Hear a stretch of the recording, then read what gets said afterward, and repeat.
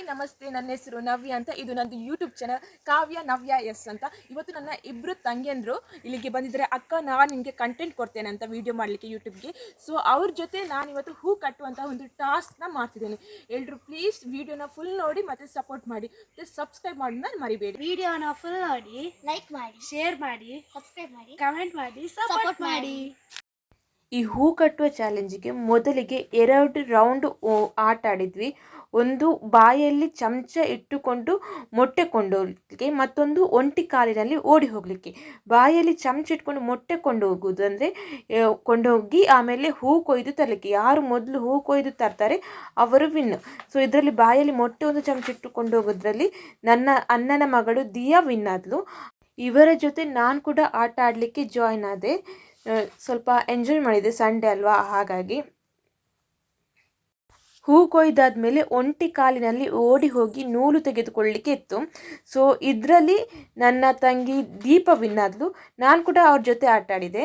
ನಾನು ತಿರುಗಬೇಕಾದ್ರೇ ಡೈರೆಕ್ಟಾಗಿ ಹೋಗಿ ಗುಂಡಿಗೆನೆ ಬಿದ್ದೆ.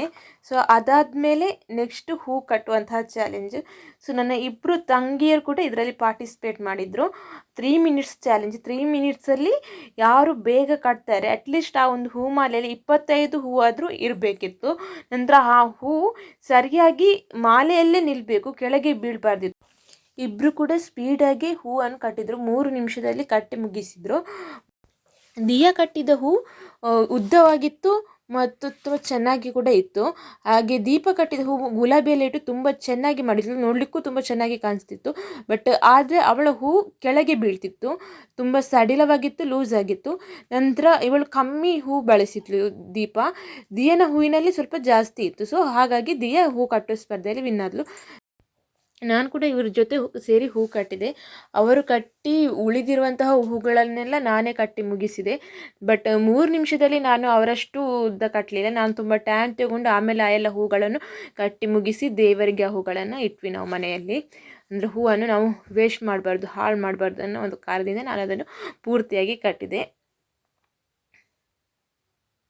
2 ಸ್ಪರ್ಧೆಯಲ್ಲಿ ವಿನ್ನಾದ ದಿಯಳಿಗೆ ಐಸ್ ಕ್ರೀಮ್ ಮತ್ತು ಮೊಟ್ಟೆಯನ್ನು ಬಹುಮಾನವಾಗಿ ಕೊಟ್ಟೆ.